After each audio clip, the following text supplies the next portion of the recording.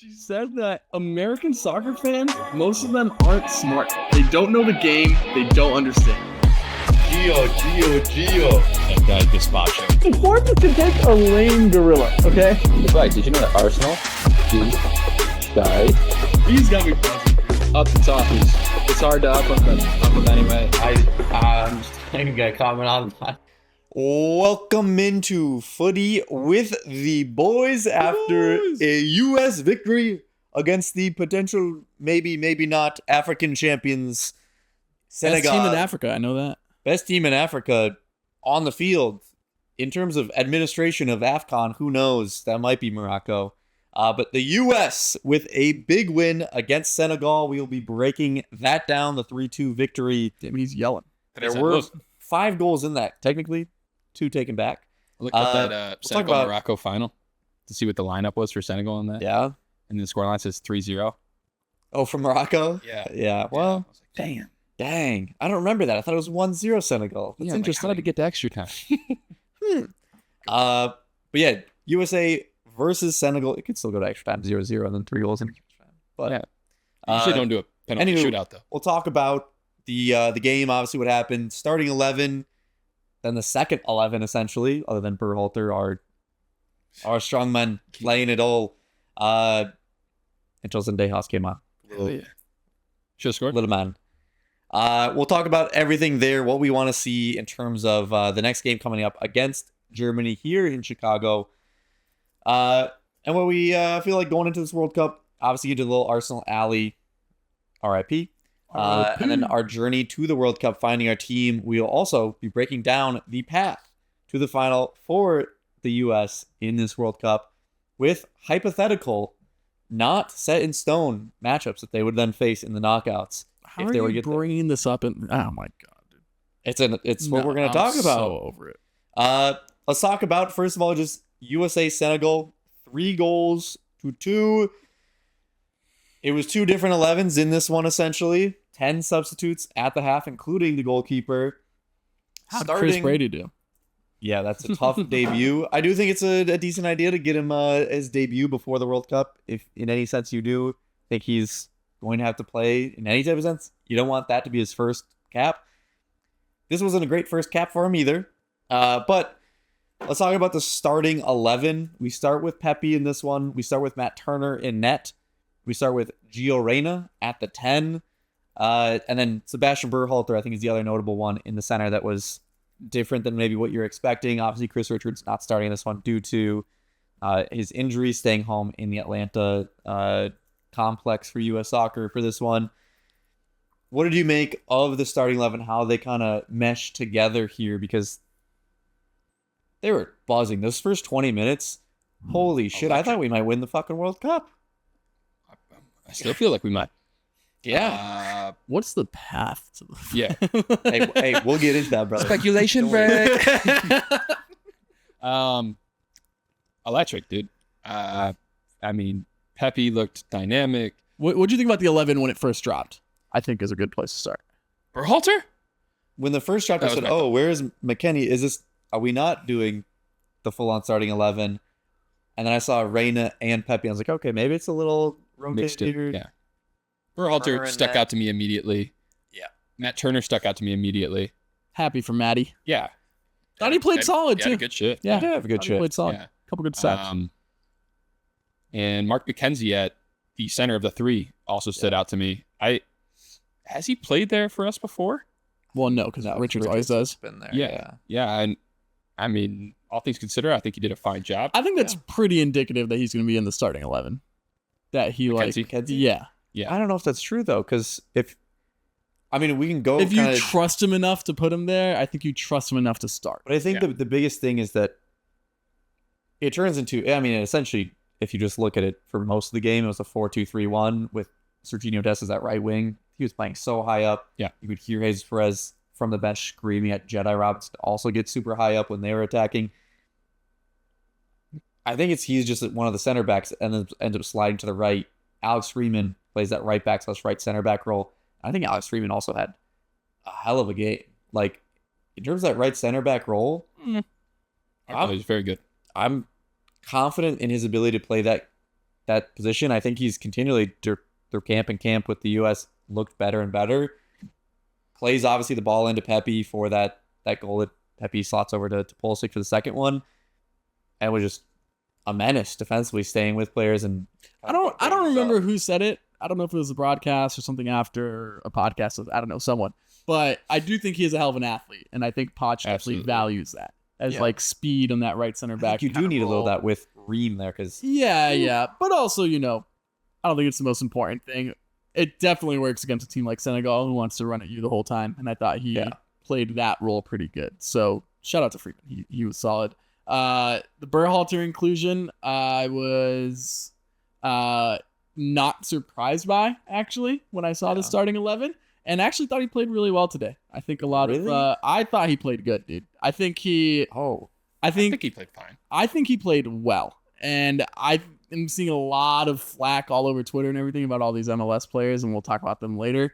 But I think Berhalter deserves to be separated from the rest of the crew who maybe didn't look as solid.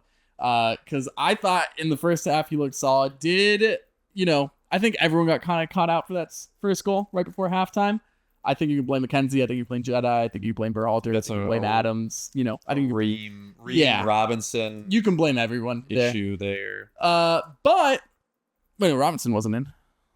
Oh, Jedi. Oh, there was a pass. Yeah, sure. Jedi Robinson asking for it out wide. The Jedi tried to get in inside, and then one touch into the defender. That was poor. Yeah, and it goes down. Nobody steps to him. Everything was poor there, so I'm not going to blame him too much. But I thought he did exactly what you want Berhalter to do, and it's just like not stand out. Yeah, you know what I mean. I think he's a very if there's an easy pass. I mean, even with Arsenal in the second half, ball where it's in pressure in your own half, he's not trying to turn with the ball or do anything. He's trying to keep it very simple. Still gave the ball away a couple times and ended with a couple shots for Senegal off them. But he will do a lot of effort, and he'll play it simple. I do think that Roldan and Robinson obviously both were kind of horrendous in this game. So I do think he should be separated from that. I also don't think Roldan was as awful as people say. I think he had 7 giveaways. Robinson and Arson was awful. I thought Roldan was trying to do too much, but I don't think he was. I thought Miles had that one really horrific gave away the goal mistake. Yeah, but then was pretty fine after that. I mean, you give away a goal. That's I get you. I get you. Yeah. I thought Arson was atrocious, but we'll get some of those guys. There were plenty later. of mistakes from the starters that were at that level, I think. Giving away a goal? Yeah, Tim Ream got lucky on a few. Tim got lucky. Yeah, actually, a few of his passes. And I want to talk about that in relation to Berhalter in the midfield position. When you have the two midfielders, you're automatically giving away the center of the field to some extent. You're going to be outmatched from body-wise. Against most teams, they're going to play with 3 midfielders. So that makes it a more difficult position to play. I thought Berhalter looked out of his depths at some times. But Tim Ream didn't help that with his distribution. He's playing balls to feet with a light check and pressure on the back. It's really hard to deal with as a midfielder. Doesn't give you very many options, especially when you don't have other guys to play with right next to you. So I saw a few of those passes that were concerning. One led to Berhalter getting picked, and then they ran on us. And they didn't score a goal, but they should have. Where Ndiaye plays the ball across and Jackson skies it. But Jackson if you does what he does best. Anybody else than Nicholas Jackson, that's probably a goal. Yeah. In a World Cup, that's definitely a goal. Yeah, see, but I don't put too much of that on Berhalter. But I think what you expect part of from it is Berhalter, yes, maybe what you expect, but in terms of a top level player, they're probably is Berhalter Kimmich? No, I don't think he's Kimmich. No, but I think like a McKennie and Adams, you think that. I'm just saying, it feels like it's such easy scapegoats to toss every single MLS guy under the bus, and I think, I don't think that's fair.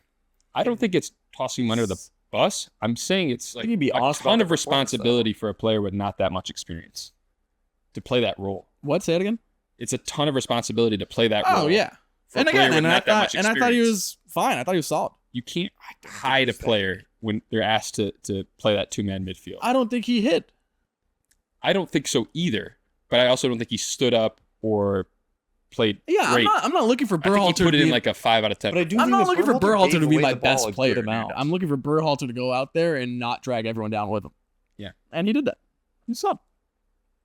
I don't know if he gave away the ball a good amount. He was not as bad, close to as bad as Roldan or Robinson. I think Roldan. There's a couple times where I think you just tell he was a bit nervous.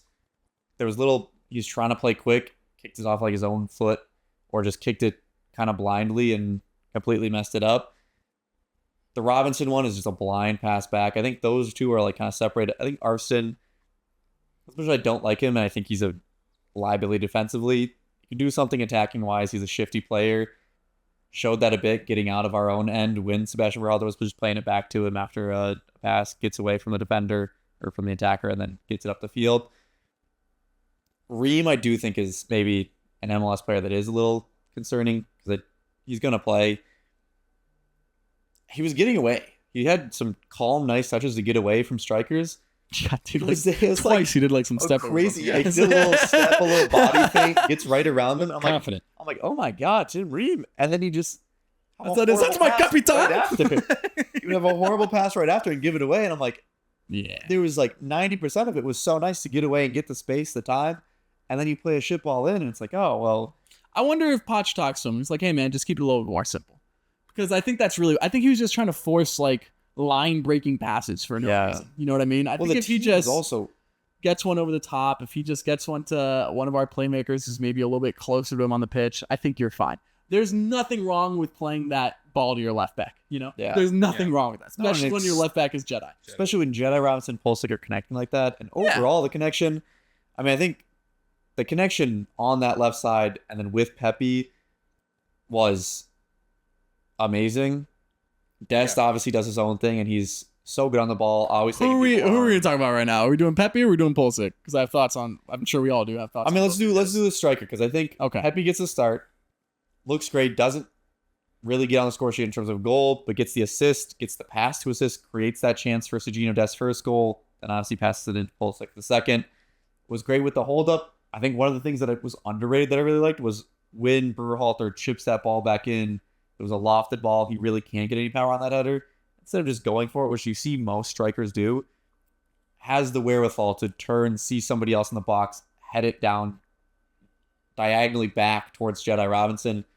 Gets deflected out, but it's a much greater chance than just trying to get some type of power on that.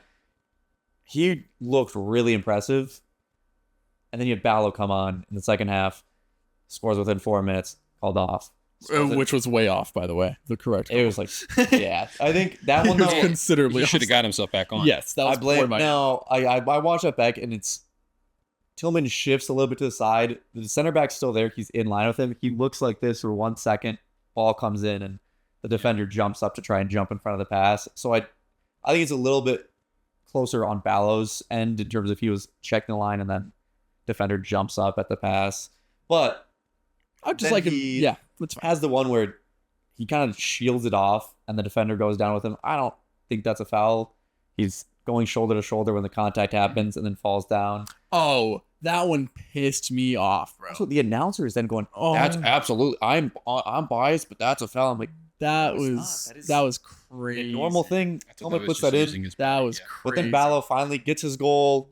I mean, Ballo looked very good in this game. Had chances for many goals and was very dangerous. Clinical, by the way, that goal. Yeah. That's exactly what you want your striker to do. The shielding was amazing. He deserved that one more than any of the three, I think. But just to be in the right spot and leave no doubt about it, you know? I think that's it's a tougher finish than some people will give him credit for too. Yeah. I don't hate that the, take. the tempo is not. You could see he's lining up to take a shot for a ball to come across, Yeah. but it has that deflection, Yeah, I don't hate that. and he's got to slow his, and he still buries Yeah. it. Like, puts it And, where like, goalkeeper again, can't like, get there. He made it look easy, which is I think made what it you're saying. really easy. Yeah. Yeah. So yeah, both these guys. I mean, I thought Pepi made an argument for the starting job, and then Balogun came in and said, "Yeah, let's cool those docks a bit." That's what you want. I think Pepi should start. Really? Yeah, that's where I'm at. I think Pepi should start. First of all, shout out to Clint Dempsey, the Deuce. The Deuce. He said something that I hadn't even considered. I used to be like a tier 1 Pepi hater. It like as recently as like a year or two ago. He's gotten so much better. Like he's grown so much, and I think like the way he was linking everything up is proof of that. Like he did not have that, and like he probably should have been there in 2022, but he did not have 100% that in his bag. You know what I mean? Like he has grown so much as a player, and more importantly, because I think at this point I feel good about either of these guys starting, and I still think Balo's the more talented player. Yeah. I just like the way we play with Pepi more. And maybe that's because Pulisic and Reina were kind of pulling the strings, and they were unbelievable, I thought. But one thing that I think has been lost a bit in just world soccer in general is, hey, why don't we put a ball into the fucking box? And so many times we were able to do that because Pepi is more of a presence within the box itself. I just like the way we played more. It was a little bit more.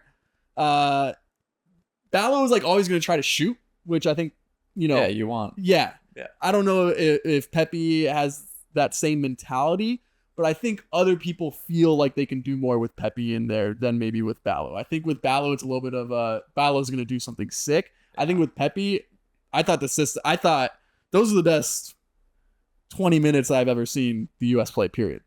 Like, we looked it was incredible. And just, again, like, I think I was so impressed with how he linked up play.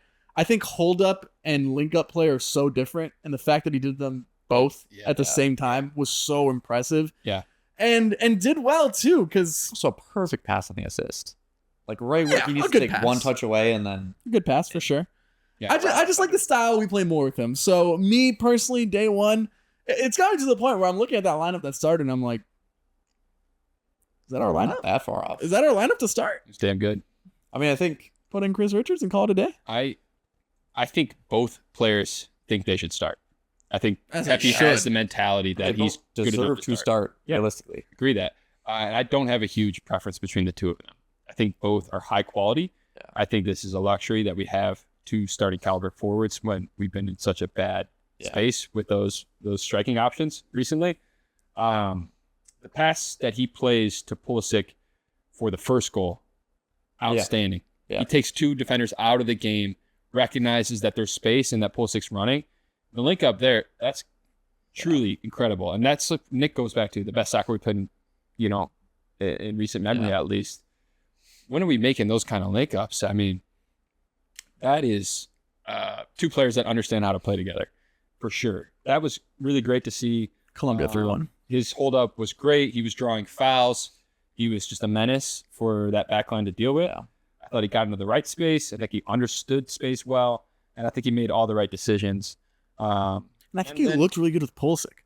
Like, I think Yeah. you're looking I mean, for Pulisic chemistry at this just- point. And man, And they seem to have it. Pulisic looked incredible overall though. Yeah. He was back. And I think what do you think about Pepi Balo before we get to Pulisic? I still want Balo. I think, but I wouldn't be upset if a game against Australia, who if you watch them against the Mexico game, I mean, they're sitting back and booting it up, and they're Traore is the name up top for them, just sprints onto it, and they're just booting That's and phenomenal. running. That's their attack. In terms of somebody that can get headers or more deflected balls, crosses in, that would be more Pepi in my opinion. If you look at almost all of Balogun's goal for Monaco this year, it is somebody sliding him in behind with space in behind. He paces the center backs, can get his body in front of them, has some type of running involved in it where he's slotted in rather than the crosses. It's like maybe one or two of those this year. Every other goal, slotted in behind, balls in behind that he can sprint onto.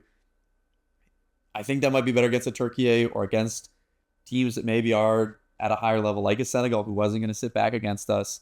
But then Pepi did great. But Pepi, Started and did great. when you're And pressed well. aim to break down a low block and it's a lot more crosses in, a lot of more balls there. I think that's where you could see. But didn't you just say though that Senegal would be like one of those teams that were running at us more, and they were? Like, I thought Pepi did amazing Yes. in transition. And I I thought he think did great in the Balogun low block. I thought, you know what I mean? So I think both ways. I'm not upset. They're both obviously very good and had a very good game here. I still think it's Balogun because of how great he's played in the season. And in this game, he gets another goal, and that is obviously Pepi assist and hockey assist. Balogun Right there. 2 goal contributions to 1. Yeah, but Yeah. I don't know. I Listen, still I am both were incredible. outstanding. He impressed me more than anyone else on the field. Pepi did. I come away from that game being a huge Pepi fan. All right, let's talk about the two center attacking mids here that started. Pulisic obviously got an assist, got a goal, and was off to the races after a a downtime with AC Milan. Maybe Allegri saying, "Oh, I'm putting it in the wrong position." He hasn't not playing scored well. like since 2024 for the United States. but- Holy hell! Now he is. Oh shit! Missed a lot of the time by just That was an not playing. important goal. Gio Reyna got the start. Looked well connecting. Didn't necessarily have anything crazy in this one. And I thought it was like, oh, wow. Gio Reyna looks good. He's connecting play and helping the offense kind of move as a well-oiled machine. I thought he was like making a case to start. And then Malik Tillman comes in the second half as one of those attacking mids. And it's like, oh, shit. He looks insane. He looks amazing. He's pressing, winning balls. He's winning things out of the air, playing slotted balls across the entire back line to make wide open shots. Like, he did play. What was that one ball? Like he played wide. Was that the goal? Then goes off the When he's post. top And Right, box, right, he and he goes to goes the off the left side. post. That ball was a hell of a That ball was Yeah. insane. I Yeah. don't even know how. It didn't look like he was looking there. He just Yeah. That's So one time. Balogun one hell that of was a- offsides. That's Tillman that wins the ball off the press, bodies him off, shakes him off, plays him in. That's a okay. Also, that is a special moment. Was what I was going to say. This might be the worst defensive performance I've ever seen from a team, and like Senegal's backline is completely out of sync. It Like wasn't their starters. they were atrocious though. Like Yeah. we were very, very good, and that's part of it. But also they were very, very bad, and that's also part of it. But yes, hell of a ball by Tillman, and that's like in the reason that football is the most beautiful sport is because it's a game of moments, and that was a moment right there. You know what I mean? So that was impressive. They were shook by the press. Yeah. They could not cope Yeah, at the all. press looked. It was looked great. good. It was good Yeah. press. Do Yeah, you think now it's? I mean, Gio Reyna, Tillman. There's been kind of those options of who plays next to Pulisic. I mean, Pulisic's obviously back in his vibe, and Gio looked good with him. But Tillman, do you think he's kind of that starter now because he looks so good there, or do you think it's, hey, you know what, let's see Gio again? I don't know. It's Tillman looked very good in this one. I don't think Reyna's getting enough credit for this performance. I thought, no, he did not create a goal, and that's obviously what you're looking for. But I thought when we were at our best, everything was running through him, and then eventually it got out to where there was a one-on-one, to where there was a good pass. But he was the person keeping it ticking, and doing so in a really composed manner, like tight spaces. Balls were coming into him, they'd come right back out of that little pocket, and the defense was shifting. Like Pepi got like the assist, but like before that, Reyna was shuffling everything around. And that's why there was space out wide in the first place. So I think Reyna deserves way more credit for this game than he's getting. A lot of people were like, oh yeah, he was solid, but didn't do anything special, wasn't involved in a goal. I think he deserves huge credit for it. I don't need him. Pulisic is our men creator. He just is. Okay. Yeah. If Reyna can do exactly that performance every single time, I think he has to start, You because also it was see- just so tidy. Like everything he was doing was just 1-2 touch in and out of pockets of spaces, and Senegal couldn't touch him. Yeah, They literally couldn't touch him. he was gliding into He was space. gliding, dude. He was cool on the ball. Oh He my looked- lord. Never rushed. No, And I think he was responsible for Des getting so involved in the game. I That's what I was thinking about. completely Six. agree. Des occupies that space that technically Gio Reyna's in as that center attacking But mid. Giroud has that Lets him understanding. drop. Right. Des goes up there, and Des gets a goal. Des was obviously a huge part of the attack because Gio Reyna drops in, lets him have it, and plays him out. I also think the second half was a little bit more like haphazard, and so like Tillman shone in moments. He had a great game. I don't mean to discredit him, but to me, it's Pulisic and Reyna right behind whoever the striker is. Yeah. I think the combination of Freeman, Dest, and Reyna on that right side looked really good. Yeah. Fluid, good understanding between the players. It's hard to say.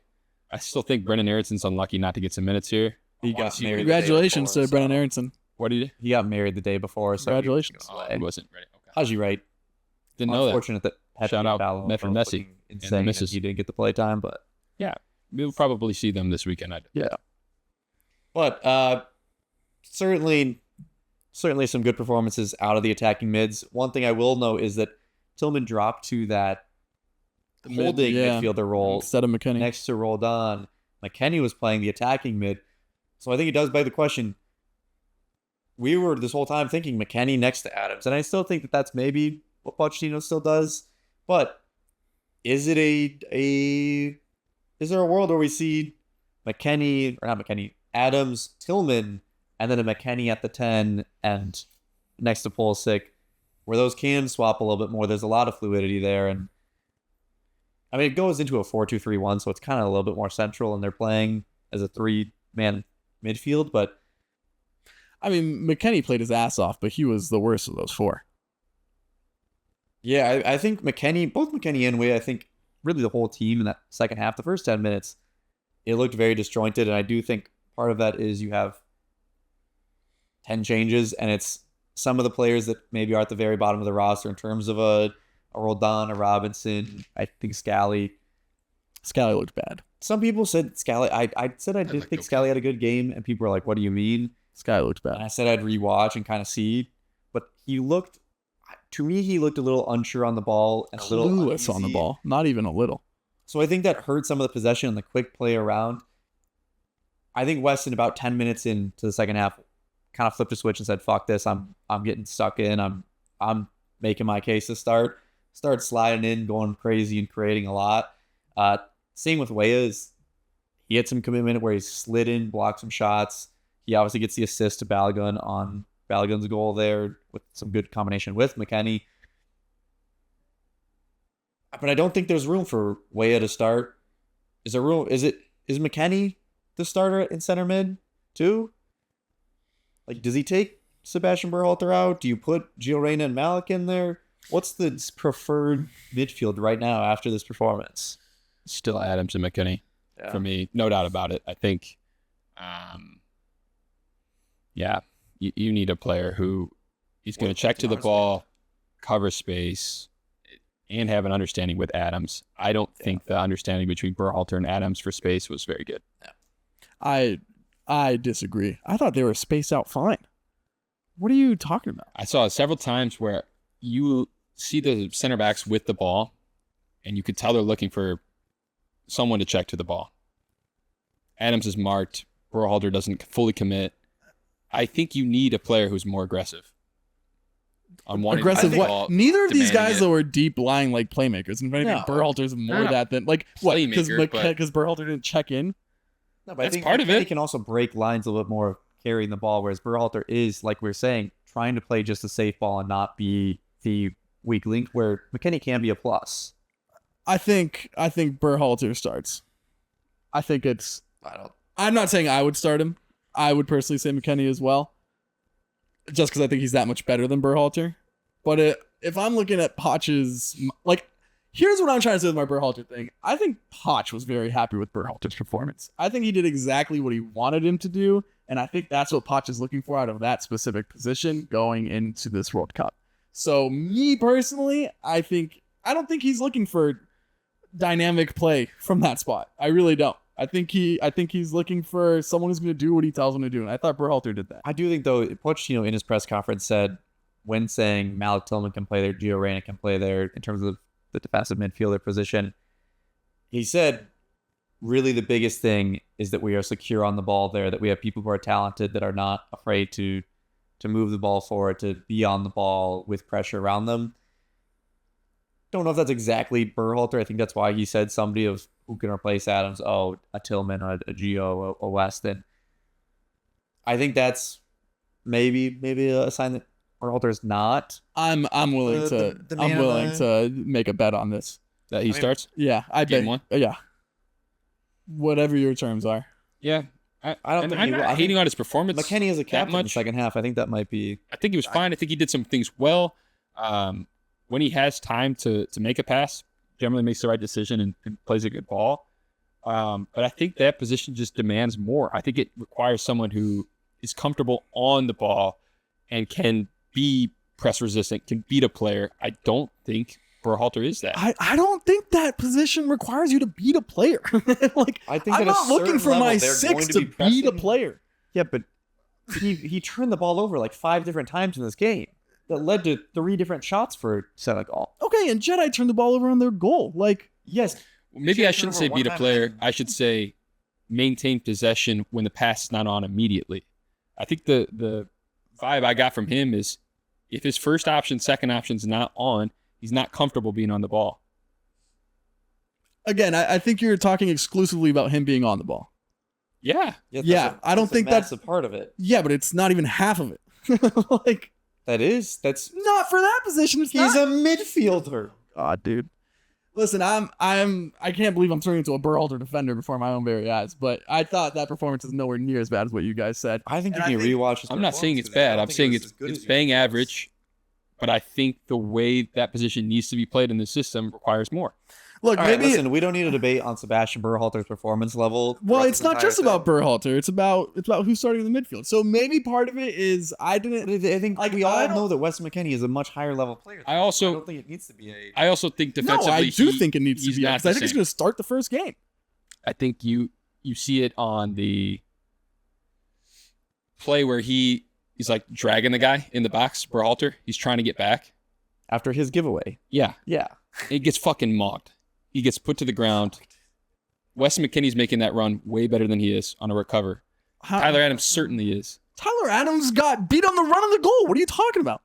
He got forced into a position where he has to make a So foul. did Berhalter. What? No, Berhalter gave the ball away. He didn't get forced into it. He gave up the ball and then had to recover and couldn't. Listen, I think he has a better understanding of the role than anyone else. Part of that might a better understanding of the role flags. Fuck you, dude. You think Sebastian Berhalter has a better understanding of the role of the That's defensive mid than Literally anyone? not than Tyler Adams, you dipshit, but You said literally he had- it's his position. Not even. That's where he plays every time he plays for the U.S. men's national team. No, that's not even true. He was playing on like the He was right playing wing. side. He was playing that.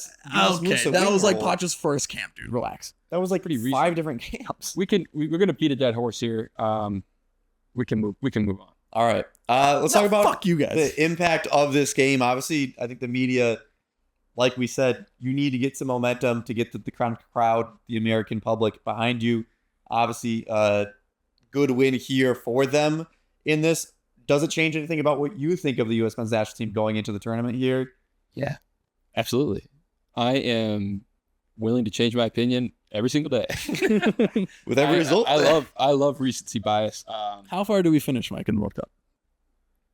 How far did we finish? Like, where do we bow out? I don't know. Let's talk In the speculation. parade after. I was about to say, don't you fucking speculate. I almost had him. But I tell you what, I'm fucking excited, and performances like that get you bought in. You know, it is important for the fandom, not even just for the people who are not that invested, but for the people who are invested. Yeah. It's so much easier to feel excited and to cheer for a team that puts in a performance like that. That looks like we have a real game plan. That guys are really bought in. They're hungry to start. It seemed like in every single position, guys are competing because they think they have a chance to make that 11 or play meaningful minutes, which has not been the case recently. Like, we have legitimately 20 guys who you feel like, okay, you can make an argument that they get on the field, which is really great. Pulisic looked outstanding. That immediately assuages any fear that he's not going to be at his best. I thought he looked a lot more to create as opposed to like score, and I think that's when he's at his best. I agree, but he also looked like he could rip a defender to shreds. He turned guys on the outside, was good with both feet, played that left-footed ball across. Combining with Jedi. I think he always does that, though. I think so, but the speed at what he was playing was like, this is what we need out of Christian Pulisic. I mean, he looked confident, and that's, I think, been one of the biggest things for him. Yeah, that goal is huge for him. Like being such a form-based player. When he celebrated, Yeah. that gets you fucking pumped. Yeah. I think everything about it made you just that much more excited for the World Cup. Yeah. Makes you much more excited. We do have Germany up next, so it's obviously African champion, 14th ranked in the world. They'd not lost in the last 2 years or something crazy, other than the AFCON final, whatever. But now you have Germany up next. They absolutely murdered whoever they played. I forget who it was, but I think they won like 4-5-0 in their game. They obviously have insane talent as well. Who did they play? They're a bit of a level above. I think it was Finland they won 4-0 against. Germany up next. Pookie. Here in Chicago, what is one thing that we want to continue seeing from this team, and one thing that you want us to kind of patch up in this game against Germany? What's Germany? I would like to keep seeing. Us score more goals than the other team. I would like to keep seeing them playing with a really clear system. And I think that was the number one thing I wanted to see from this game. And I think I just said Pepi impressed me more than anyone. Poch might deserve more credit than anyone else in this because I think he has them playing how he wants them to play. And having a clear identity, I think, in a short tournament is such an important thing. Yeah. And not only that, but I also saw like some adaptability from him, like high press. He still wanted to press in the second half, but it was very much moving the ball around, very fluid in that first half. And then the second half, maybe it's because of personnel change and Balo's out there, but a lot more just like, hey, let's just put him in behind them and let's run. Yeah. Let's defend this lead. I thought that was we were saying how, but that's how Balo scores. Yeah, very, very, very impressive, I thought, from him. So I'd like to keep seeing him do that. One thing that I would like to see happen in this next one is Weston play deep just to see what we got. Mike, like one thing you want to continue, one thing you want to see change. The desire to play and compete from whoever's on the field. Yeah, people are getting stuck the fuck in. Yeah. Love that. Yeah, 100%. Like, this is not a fucking friendly. It's time to go. I want to see that continued. Nick's point about Poach, too, I think I 100% agree. You see him 4 minutes into the game clapping because the press is working. Yeah. Like, that's a coach who knows exactly what he wants his players to do. 6 minutes in. Right. And it was before that we were cooking, too. You could see it coming, I think. Things I wanted to see change, those mistakes that are going to kill you in a tournament. Yeah. There are 2 or 3 of them in that game where you're like, you're playing a better opponent and the margin for error is so small. That's good. That could end your tournament right there. Miles Robinson playing that pass, Chris Brady coming off his line prematurely, Tim Ream playing an errant pass. Yeah. Things like that where it's like, okay, let's understand the risk of the decision we're making. Yeah, some situational awareness, I think. Yeah. Sometimes you have to play risk adverse. And some of those are coming from players that you don't expect to see the field as much. But some are coming from players you expect to see the field plenty. The captain of the team. Berhalter, Jedi, Ream, all of them made big mistakes. Into a defender / Jedi's McKenzie. Right. Yeah. Like Jedi, for example. It's a friendly, so maybe that weighs into his decision making. But on that first goal, he's got to take the foul. He's 35 yards out from goal. Yeah. He sees the player running on. He sees the position of his 3 center backs. They're flat. He could see Mane coming from the side. You take the foul because then you live to see another day. I think those kinds of decisions, maybe if you're in a real competition, he will make that decision. But flags, practice makes performance. Yeah. I mean, I think the thing I love to see was just there was a clear identity of how to attack, how to play, how to be shifting around. I think seeing Dest, I mean, it was essentially a 4-2-3-1. We're playing 2 formations, and it's very fluid, changing throughout. People seemed like they knew where they needed to be, and I guess that is like another thing towards Poch. But I just think the system looked well. People knew what they were doing, and I think that is how you get rid of some of those errors where it's like, oh shit, I was supposed to be there, or oh, I'm supposed to have an option to pass to. I think people had that understanding of what they need to do. The one thing I do want to see being patched up is kind of just I guess you kind of said the mental errors, but I think the defending in transition. Yeah, but that's just going to be an issue. That is an issue. It's just. I agree. I think that's the good players played really well. Some of the players that you expect to not iron or play at a super high level didn't play at a super high level. I think can we see? But if you guys did step up, I think. Yeah, can we see some more people step up? Can we see kind of people playing above their level, not seeing that nervousness from some of the players that you're not expecting that much from? That's really not, anything that you think too crazy from, but see something out of people there. All of us, really quick, sorry. All of us just said we really like Poch's system and how he played and having a clear identity. Would you guys want, because I'm thinking through this myself now, would you guys want to see us play a different style against Germany? Okay. I think you say 4-back. No, I think you would adjust it a bit to where maybe it is like play a little bit more lower, play a little bit, soaking up pressure, getting on the counter. I think you're going to have to probably against a Germany where it looks slightly different. You're going to have to switch somewhat tactically, but I think still in possession versus out of possession. But how much in possession is actually going to happen? You know what I mean? But that's I think where it's going to look different tactically. I do think that one thing actually I will say, I'll change my answer. I'd like to see us start the starting 11 that we want to start the first game and get some type of chemistry there. You can sub them off after half. You can do that and keep the legs. I understand that. I think it worked out perfectly this game where you win, you have good play, and you get, starting group mainly some good minutes. I want to see that full starting 11, exactly who you're thinking, get some actual reps together, see exactly how it looks, and then, you can make your subs and everything like that so you know what you're doing going into the tournament. Boys, I know they were begging to do this. Palmer, if you can bring up our road to the final tweet here. We have a little map here. This is exactly what's going to happen. This is not at all hypothetical. Mike wants to let you know that he only likes talking about speculation. Yes. But here, you can see in the group stage who our opponents will be, and it's broken down in terms of if we finish first in the group, if we finish second, and then if we finish third. We'll start with the easy one. If we finish third, boys, GG's. It's chalked. We're playing either Germany, France, or Portugal. That's not going to go well. If those teams finish first in their group? Yes. Yeah. That would be with those teams, assuming they finish first in their groups. Then if you finish second, moving slightly up, it's the Iran or Egypt, who probably gets second in that group with Belgium that we'd be playing against. Then you have an Argentina or a Uruguay. Then you have Portugal, and then England or Brazil, most likely. You could have the path of Iran with all the political drama. Then Messi and Argentina. Then CR7 and Portugal. And then the English media. That would be... Imagine we play them on July 4th, magical run. 250 anniversary.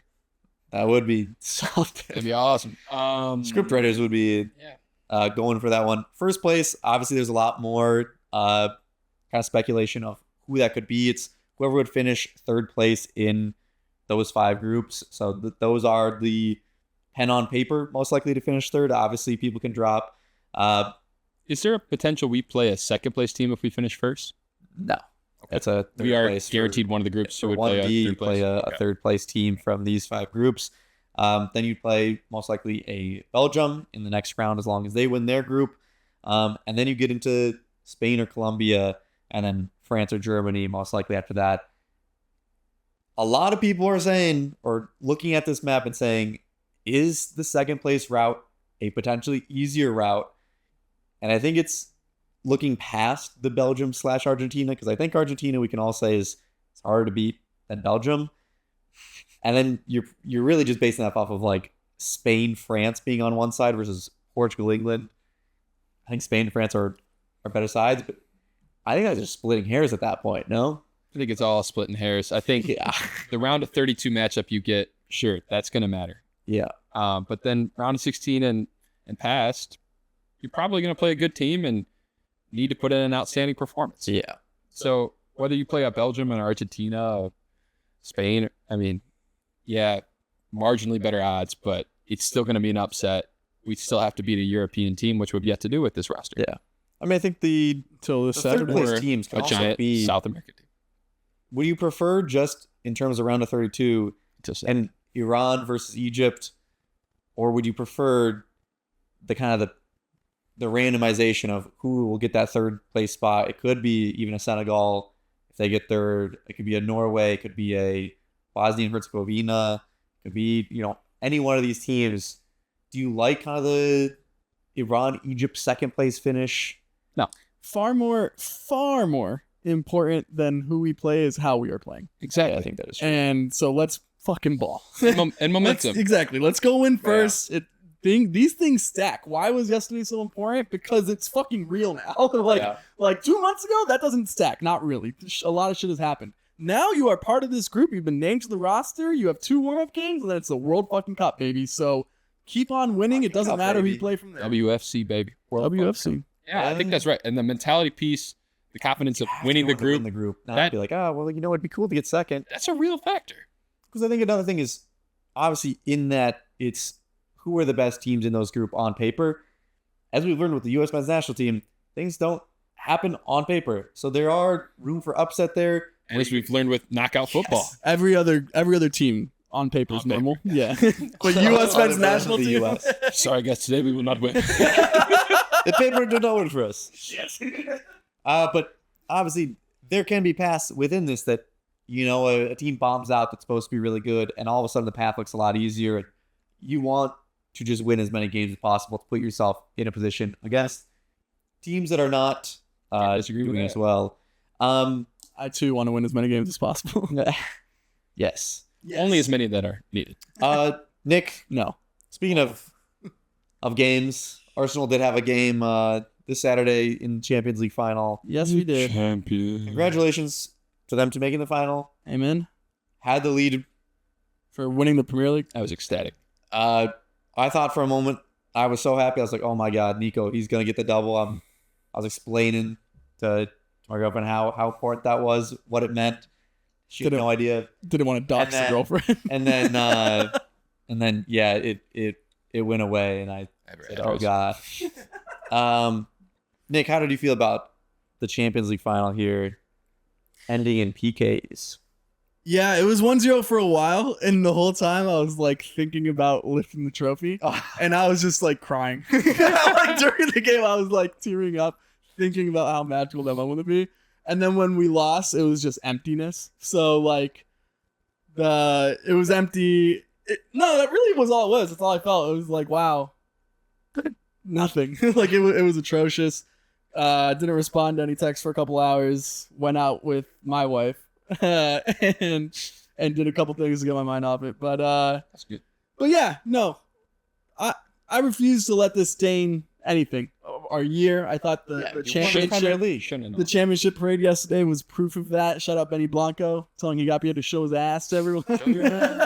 Shout out to Dex for rapping his song to the crowd. He was on the mic. I was watching it at my computer. He was on the mic for like 2.5 hours, just like talking at everyone. Yeah, I think a lot of people online were pretty happy that PSG won. Arsenal played some pretty terrorist football for a good amount. I thought when we had the ball, we still played some good ball. But let's not. When you score a goal early, you're going to Let's also not mince our words. Like, PSG's a more talented team than us. So I think if we were going to win that game, we had to play like we did. And honestly, I don't think we deserve to lose it. I'm not taking anything away from PSG. Very deserving champions. But João Neves after the game was like, oh, there was only one team on that pitch that day, so I'm happy. Yeah. Like, even if we lost, we would have known we're the best team. And I was like, all right, buddy. Any team, though, if you go up early against that talented of an attacking team, you're going to sit back. And by the way, we are a defensive team. Yeah. That is what we do. And I sent this to you guys, and these are my honest thoughts of the game. I thought the game that we played it better than the game that PSG played.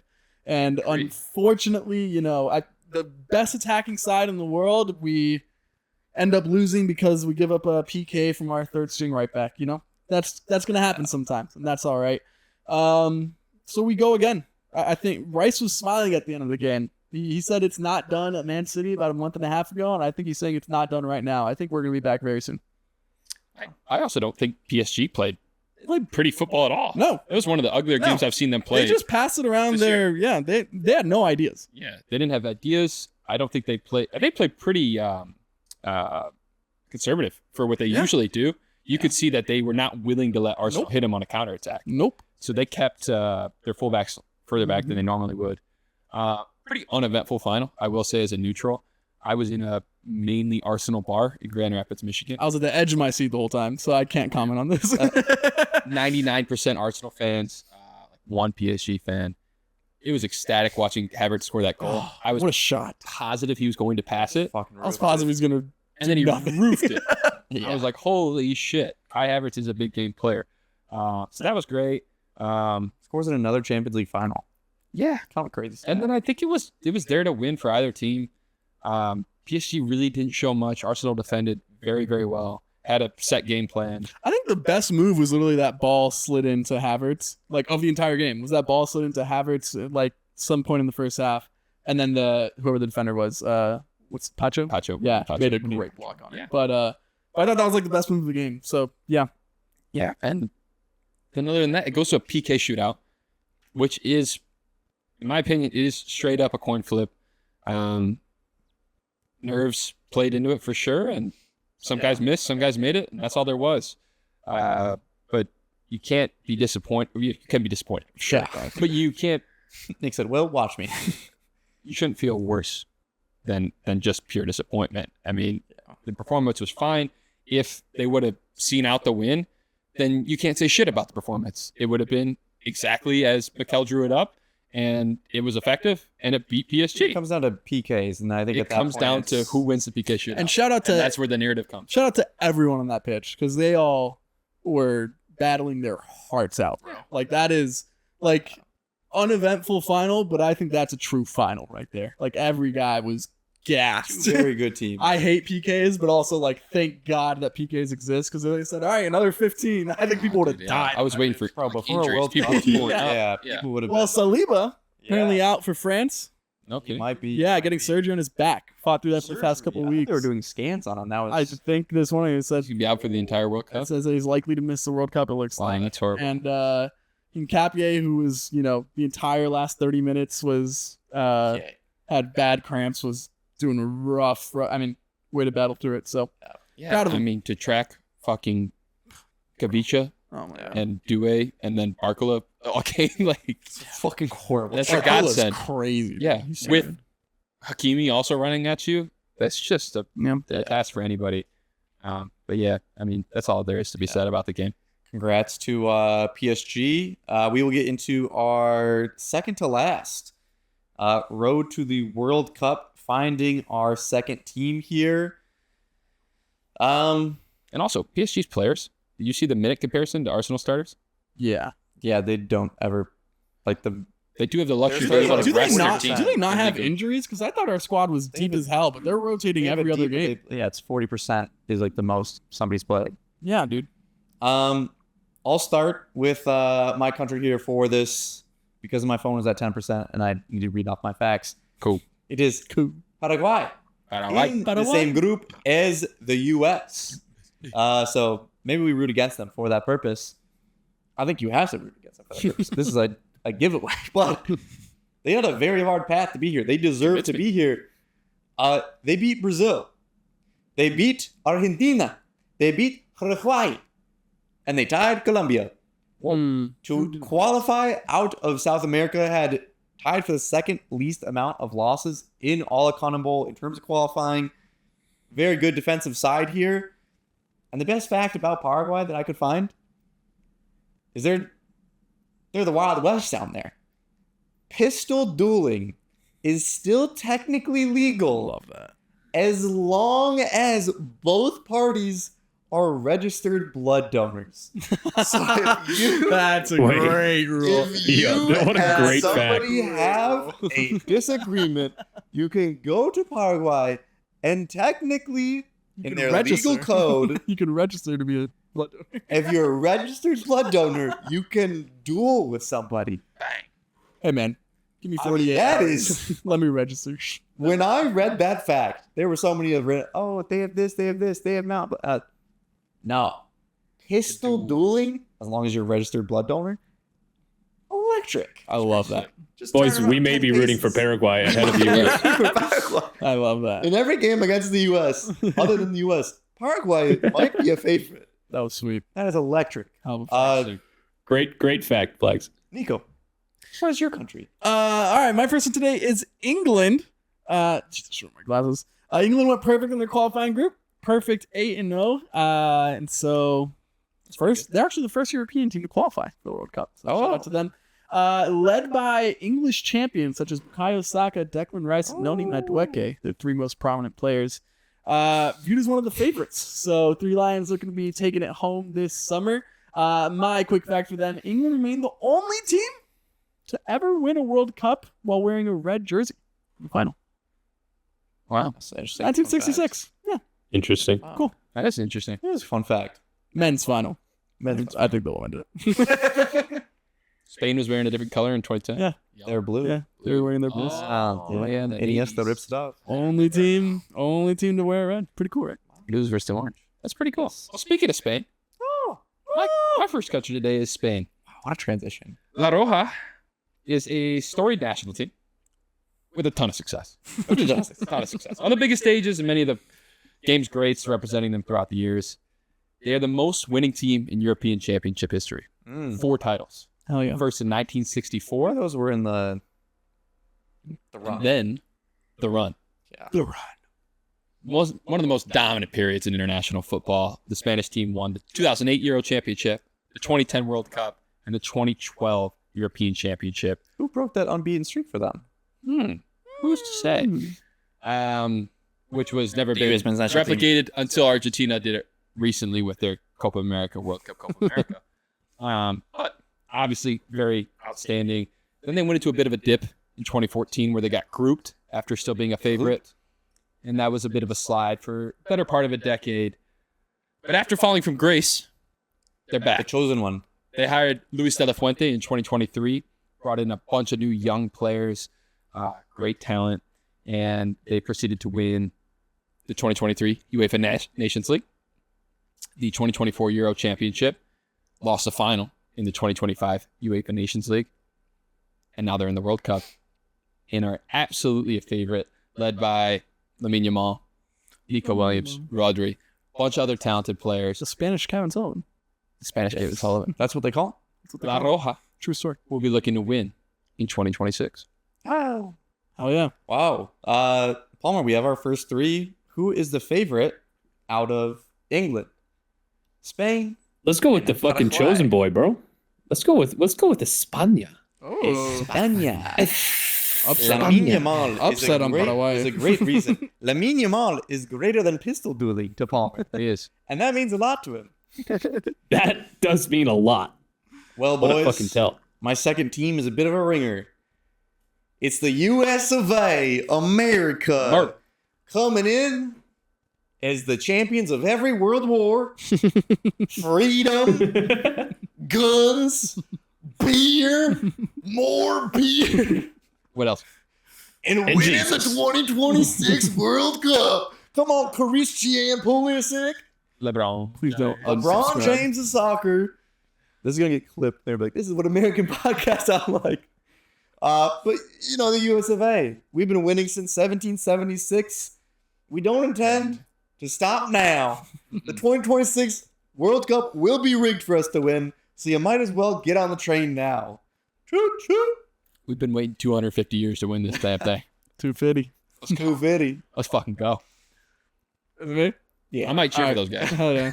I say I we think I cheer for might- them. I think I might cheer for them. My second country for today is Croatia. Another country who went Pulisic. unbeaten.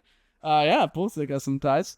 Veteran team looking for another deep run after they finished third in Oh. 2022, second in 2018, and they finish in 2014. Semifinals, right? Yeah, I think they were fourth. I think. Beat Brazil. Yeah, yeah. Lost to Argentina. Yeah, so hell of a recent track record in World Cups, despite being pretty small. It's only like 4 million people there. Yeah. So shout out to Croatia, ageless Luka Modric, Mateo Kovacic, Amazing. Guardiola. Gonna be a good team. A reason you should root for Croatia if you are part of the No Naps team. In Croatia, it is actually illegal under their Public Order Act to sleep in public spaces, with fines being doubled if you snore. I respect You it. know what? I respect that. I respect that. I respect the double on the snoring. Like if I you don't can do respect it, Don't be a nuisance. if you can do it peacefully, Take a little sun nap, but the snoring part, you know what? Hey, no one likes to snore. Nah. And neither does Croatia. I think they should mark it to just if you snore, you get the fine. I don't hate that. Oh, I do yeah. like Luka Modric though. But then they should It's a put public jail nap time is instead of fine. illegal. Oh, Jail. You get 3 weeks. Bro, you better be wearing your fucking nasal strip. I swear to God. Mike, My your final country team. today, Cape Verde, or Cabo Verde, as you would say in Portuguese, or Creole, Ooh. which is their national dialect, the oldest Creole language in the world. They're a nation of 10 islands and 5 islets off the west coast of Africa. What's an islet? Like a smaller island. They're It's not the thing at inhabited. the end of your. It's the thing at the end of your shoelaces. Islet.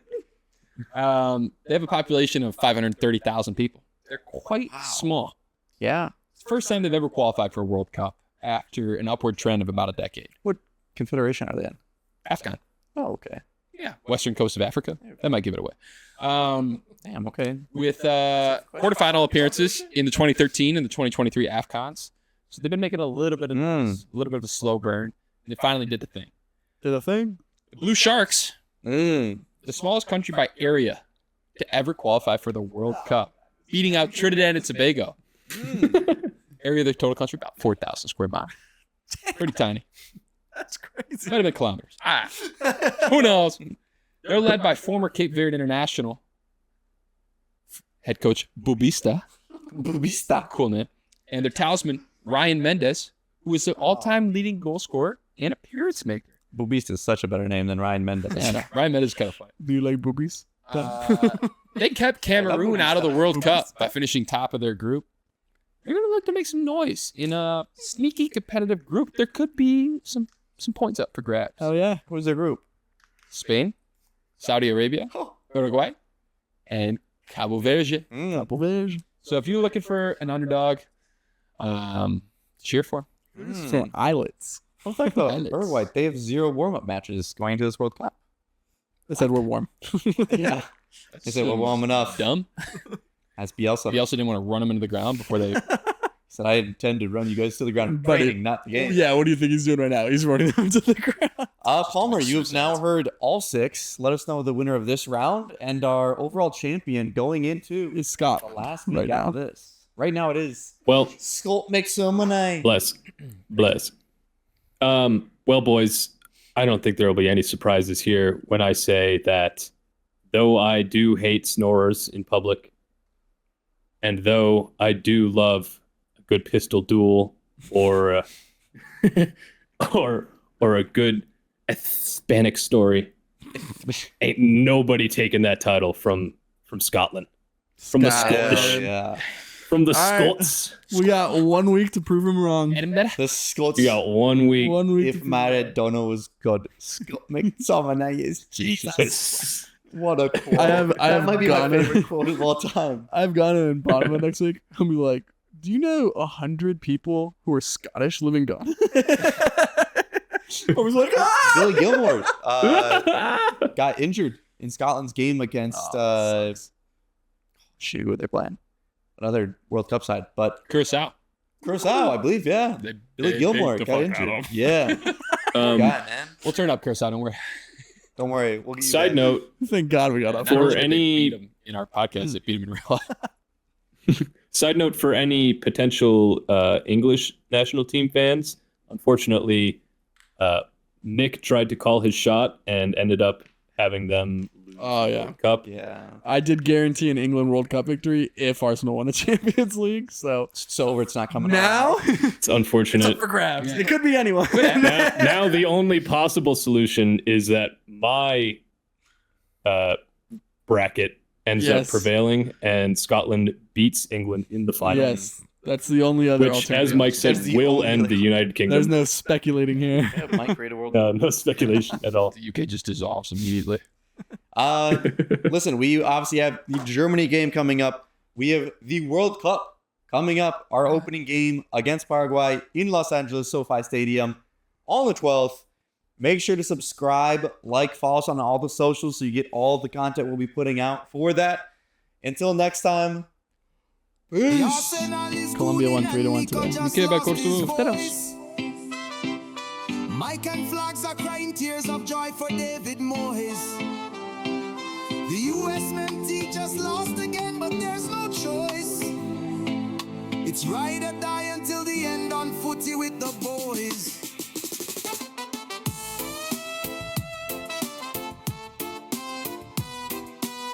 Scott McTominay. Scotty. Cabo Verde.